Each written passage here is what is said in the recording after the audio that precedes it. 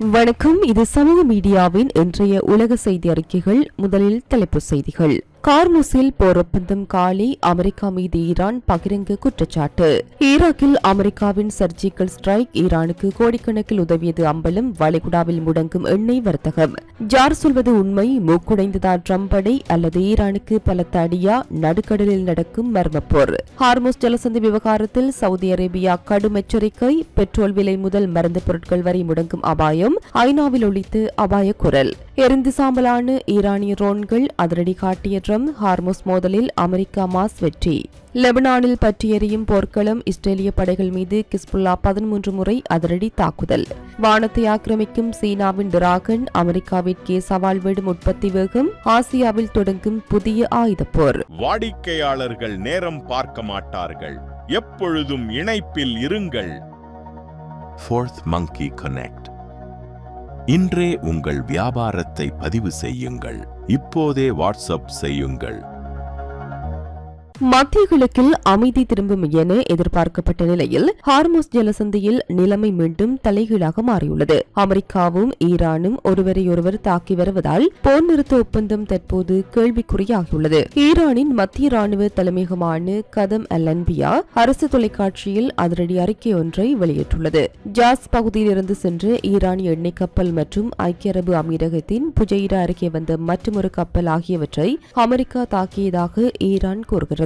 இதற்கு பதிலடியாக அமெரிக்க போர்க்கப்பல்கள் மீது ஈரானிய படைகள் உடனடியாக தாக்குதலை தொடுத்ததாக ஈரான் அறிவித்துள்ளது. ஈரானின் குற்றச்சாட்டுகளை மறுத்துள்ள அமெரிக்க மத்திய கட்டளை மையம் களத்தில் நடந்ததை விவரித்துள்ளது. ஹார்முஸ் ஜலசந்தி வழியாக சென்று 3 அமெரிக்க போர்க்கப்பல்கள் மீது ஈரான் திடீரென ஏவுகணைகள், ட்ரோன்கள் மற்றும் சிறிய ரக படகுகளை ஏவி தாக்கியது. ஈரானின் இந்த மும்முனை தாக்குதலில் அமெரிக்க கப்பல்கள் எதற்கும் பாதிப்பு ஏற்படவில்லை. ஈரானிய தாக்குதலை முறியடித்த கையோடு அந்த ஏவுகணைகள் எங்கிருந்து ஏவப்பட்டதோ அந்த ஈரானிய ராணுவ தளங்களை அமெரிக்க போர் விமானங்கள் குண்டு வீசி அழித்துள்ளன. பேச்சுவார்த்தைகள் ஒருபுறம் நடந்தாலும் களத்தில் நடக்கும் இந்த மோதல்கள் போர் நிறுத்தத்தை முழுமையாக முடக்கியுள்ளன. சில அண்டை நாடுகளின் உதவியுடன் தெற்கு ஈரானில் அமெரிக்கா தாக்குதல் நடத்தியதாக ஈரான் கூறியிருப்பது இந்த போரில் மேலும் சில நாடுகள் நேரடியாக ஈடுபட வாய்ப்புள்ளதை காட்டுகின்றது. ஈரான் மீது அமெரிக்கா விதித்துள்ள பொருளாதார தடைகளை உடைக்க உதவியதாக கூறி ஈராக்கின் துணை எண்ணெய் அமைச்சர் மற்றும் முக்கிய ஆயுத குழுக்களின் தலைவர்கள் மீது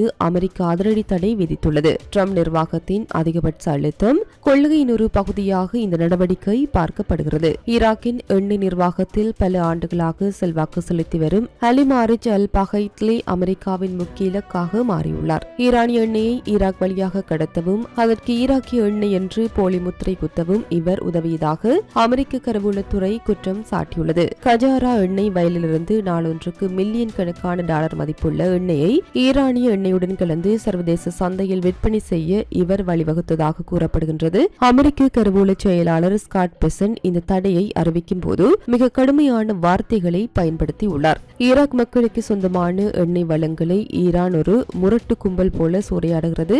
ஈராக்கிய எண்ணெயை சுரண்டி பெரும் வருமானத்தை கொண்டு அமெரிக்காவிற்கு எதிரான பயங்கரவாத செயல்களுக்கு ஈரான் நிதி அளிக்கிறது. இதனை அமெரிக்கா சும்மா பார்த்துக் கொண்டிருக்காது என அவர் எச்சரித்துள்ளார். அமைச்சருடன் சேர்த்து ஈரான் ஆதரவு பெற்ற முக்கிய ஆயுத குழுக்களின் தலைவர்களும் கருப்பு பட்டியலில் சேர்க்கப்பட்டுள்ளனர். ஹசாஜிப் அக்கல் ஹக் அமைப்பின் பொருளாதார அதிகாரியான இவர் எண்ணெய் கடத்தல் நிதியுதவியை கையாண்டதாக குற்றம் சாட்டப்பட்டுள்ளார். கட்டாஜிப் சஜித் அல் குகாதா அமைப்பின் மூத்த அதிகாரிகள் சட்டவிரோத ஆயுத கொள்முதலில் ஈடுபட்டதற்காக தடை செய்யப்பட்டுள்ளனர். ஹார்முஸ் ஜலசந்தியில் நேற்று நடந்த ராணுவ மோதல் குறித்து அமெரிக்காவும் ஈரானும் முற்றிலும் மாறுபட்ட கருத்துக்களை தெரிவித்து வருகின்றன. இரு நாடுகளுமே நாங்கள் தான் வெற்றி பெற்றோம், எதிரிக்கு தான் சேதம் என்று கூறி வருவது சர்வதேச ஊடகங்களுக்கு இடையே பெரும் குழப்பத்தை ஏற்படுத்தியுள்ளது. அமெரிக்க மத்திய கட்டளை மையம் மற்றும் அதிபர் டொனால்ட் ட்ரம்ப் ஆகியோர் வெளியிட்டுள்ள தகவலின்படி அமெரிக்க கடற்படையின் வழிகாட்டப்பட்ட ஏவுகணை தகர்ப்பு கப்பல்கள் ஓமான் வளைகுடாவை நோக்கி சென்றபோது ஈரான் காரணமின்றி தாக்குதல் நடத்தியது. ஈரானின் ஏவுகணைகளை நடுவானிலேயே தடுத்து நிறுத்திய அமெரிக்க படைகள் பதிலடி கொடுத்து ஈரானிய ராணுவ தளங்களை அழித்துவிட்டன. அமெரிக்க கப்பல்களுக்கு ஒரு சிறுகீறல் கூட விழவில்லை. இதனை ஒரு மிகப்பெரிய வெற்றியாக அதிபர் ட்ரம்ப் தனது ட்ரூத் சோசியல் தளத்தில் கொண்டாடி வருகிறார். மறுபுறம் ஈரான் முற்றிலும் மாறுபட்ட ஒரு கதையை முன்வைக்கிறது. அமைதி ஒப்பந்தத்தை மீறி அமெரிக்கா தான் முதலில் ஈரானிய எண்ணெய் கப்பல்களை குறிவைத்து தாக்கியது.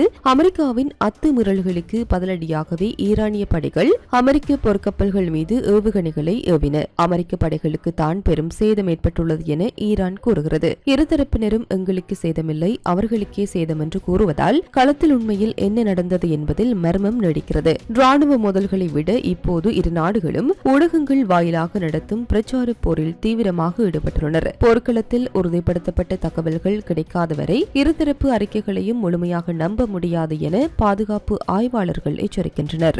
அமெரிக்க மற்றும் ஈரான் இடையிலான மோதல் களமாக மாறியுள்ள ஹார்முஸ் ஜலசந்தியின் தற்போதைய நிலை குறித்து சவுதி அரேபியா தனது ஆழ்ந்த கவலையை வெளிப்படுத்தியுள்ளது.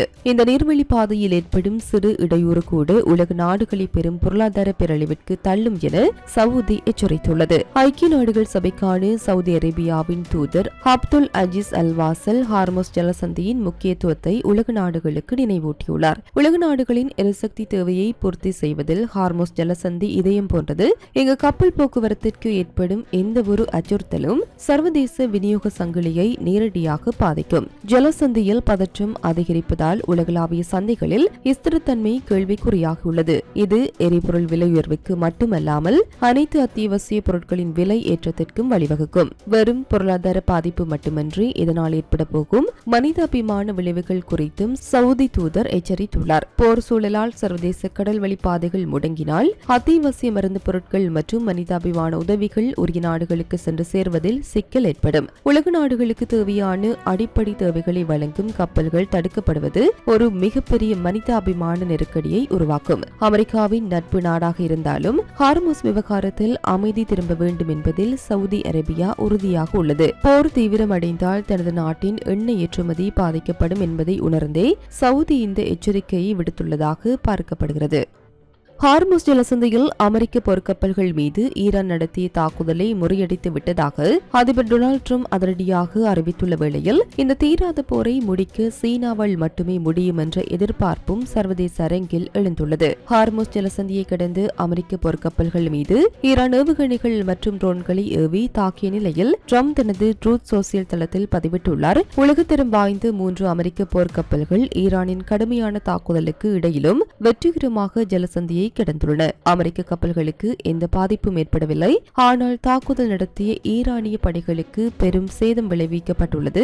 ஈரானின் ஏவுகணைகள் எளிதாக வீழ்த்தப்பட்டன. ட்ரோன்கள் வானிலையே இருந்து சாம்பலாயின. இந்த வீரமிக்க மாலுமிகள் இப்போது மீண்டும் கடற்படை முற்றுகை பணியில் இணைவார்கள் என ட்ரம்ப் அறிவித்துள்ளார். அமெரிக்காவும் ஈரானும் நேருக்கு நேர் மோதிக்கொண்டாலும் திரைக்கு பின்னால் சீனாவின் உதவியை நாடி வருவதாக தகவல்கள் தெரிவிக்கின்றன.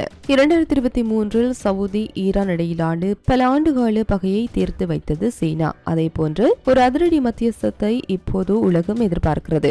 ஈரான் சீனாவின் முக்கிய வர்த்தக கூட்டாளி. அதேபோல் அமெரிக்காவிற்கும் சீனாவிற்கும் இடையே வர்த்தக போட்டி இருந்தாலும் ஒருவரையொருவர் சார்ந்தே உள்ளனர். இதனால் இருதரப்பையும் பேச்சுவார்த்தை மேசைக்கு கொண்டுவர சீனாவால் மட்டுமே முடியும் என நிபுணர்கள் கருதுகின்றனர். இதுவரை சீனா நேரடியாக மத்தியஸ்தம் செய்யாவிட்டாலும் பதற்றத்தை தணிக்க பெய்ஜிங்கின் தலையீட்டை வாஷிங்டனும் தெஹ்ரானும் விரும்புவதாக சர்வதேச ஊடகங்கள் தெரிவிக்கின்றன. தெற்கு லெபனானில் இஸ்ரேலிய படைகளின் தரைவழி ஊடுருவலை முறியடிக்க கிஸ்புல்லா அமைப்பு தனது தாக்குதல்களை தீவிரப்படுத்தியுள்ளது. ஒரே நாளில் 13 இடங்களில் இஸ்ரேலிய படைகளை கிஸ்புல்லா தாக்கியுள்ள நிலையில் இஸ்ரேல் நடத்திய வான்வழி தாக்குதல்களில் குழந்தைகள் மற்றும் மருத்துவ பணியாளர்கள் பலியாகியுள்ளனர். லெபனான் எல்லைக்குள் முன்னேற முயலும் இஸ்ரேலிய வாகனங்கள் மற்றும் வீரர்கள் மீது கிஸ்புல்லா சரமாரி தாக்குதல்களை நடத்தியுள்ளது. அல் தபே, ஷமா, பியாதா மற்றும் டைட் சிரியான் போன்ற பகுதிகளில் இஸ்ரேலிய படைகளை குறிவைத்து ஏவுகணைகள் மற்றும் பீரங்கிகள் மூலம் கிஸ்புல்லா தாக்குதல் நடத்தியது. கிஸ்புல்லா அமைப்பினர் ராக்கெட்டுகள் மற்றும் மோட்டார் குண்டுகளை வீசி தாக்கியதை இஸ்ரேலிய ராணுவம் உறுதி செய்துள்ளது. இருப்பினும் இந்த தாக்குதலில் வீரர்களுக்கு காயம் ஏற்படவில்லை என இஸ்ரேல் வாதிடுகிறது. பெய்ரூட்டின் தெற்கு பகுதிகளில் இஸ்ரேல் நடத்திய வான்வழி தாக்குதலை ஈரான் வன்மையாக கண்டித்துள்ளது. ஆக்சிஜனுடன் தொடர்பு கொள்ளும் போது வெடிக்கும் பாஸ்பரஸ் குண்டுகளை இஸ்ரேல் பயன்படுத்துவதாக ஈரான் வெளியுறவுத்துறை செய்தி தொடர்பாளர் இஸ்மாயில் பகாஜி குற்றம் சாட்டியுள்ளார். அமெரிக்கா போன்ற நாடுகளின் ஆதரவினால் தான் இஸ்ரேல் இத்தகைய மனிதாபிமானமற்ற தாக்குதலை தொடர்வதாக ஈரான் சாடியுள்ளது. தெற்கு லெபனானில் இஸ்ரேல் நடத்திய வான்வழி தாக்குதல்கள் மனிதாபிமான எல்லைகளை மீறியுள்ளன. மஜ்தல் செல்ம் நகரில் மருத்துவ பணியாளர்களை குறிவைத்து நடத்தப்பட்ட தாக்குதலில் ஒரு மருத்துவ உதவியாளர் உயிரிழந்தார். நபாத்தி மாவட்டத்தில் உள்ள நகரங்கள் மீது நடத்தப்பட்ட தாக்குதலில் 2 குழந்தைகள் உட்பட 11 பேர் கொல்லப்பட்டுள்ளனர். மேலும் 36 பேர் படுகாயமடைந்துள்ளமையும் குறிப்பிடத்தக்கது. உலக நாடுகளின் கவனம் முழுவதும் வளைகுடா போரில் குவிந்திருக்கும் வேளையில் சீனா தனது வான்படியை மிக ரகசியமாகவும் வேகமாகவும் நவீனப்படுத்தி வருகின்றது. சீனாவின் செங்டு J-20 ஸ்டெல்த் போர் விமானங்களின் உற்பத்தி உலக நாடுகள் எதிர்பார்க்காத அளவிற்கு அசுர வேகத்தில் விரிவுபடுத்தப்பட்டு வருவது தற்போது அம்பலமாகியுள்ளது. சீனா தனது J-20 உற்பத்தி விகிதத்தை மறைக்க பல பாதுகாப்பு மிகுந்த ரகசிய தளங்களை பயன்படுத்தி வருகின்றது. செங்டு பகுதியில் புதிதாக தொடங்கப்பட்டுள்ள தொழிற்சாலைகள் மற்றும் விரிவாக்கப்பட்ட செயல்பாடுகளை சமீபத்திய செயற்கைக்கோள் படங்கள் உறுதி செய்கின்றன. 2024 தொடக்கத்திலேயே சீனாவின் J-20 விமானங்களின் எண்ணிக்கை 200 தாண்டியுள்ளதாக மதிப்பிடப்பட்டுள்ளது.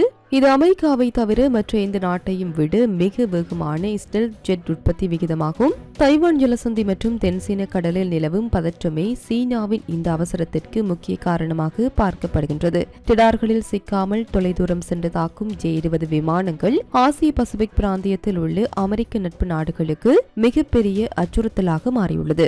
வான் சக்தியில் அமெரிக்காவின் பிடியை தளர்த்தவும் ஆசியாவில் தனது மேலாதிக்கத்தை நிலைநாட்டவும் சீனா இந்த ஆயுத பாய்ச்சலை மேற்கொள்கிறது. சீனாவின் இந்த ரகசிய விரிவாக்கத்திற்கு பதிலடி கொடுக்க ஜப்பான், தென்கொரியா மற்றும் தைவான் ஆகிய நாடுகள் தங்களது ஏவுகணை பாதுகாப்பு அமைப்புகளை தீவிரமாக பலப்படுத்தி வருகின்றன. ஆசியா இப்போது ஒரு புதிய மறைமுக ஆயுத போட்டியை நோக்கி நகர்ந்து கொண்டிருக்கின்றது. இத்துடன் குறித்த காணொளி நிறைவு பெறுகின்றது. இது தொடர்பிலான உங்களுடைய கருத்துக்களை கமெண்ட் வாயிலாக தெரிவிக்கலாம். இது போன்ற பல செய்திகளை தெரிந்து கொள்ள நம்முடைய சமூக மீடியா யூடியூப் சேனலை சப்ஸ்கிரைப் செய்து அருகில் உள்ள பெல் பட்டனை கிளிக் செய்யுங்கள். மேலும் செய்திகளை உடனுக்குடன் தெரிந்து கொள்ள சமூகமீடியா.com என்ற இணையதளத்தின் வாயிலாக எங்களுடன் இணைந்திருங்கள்.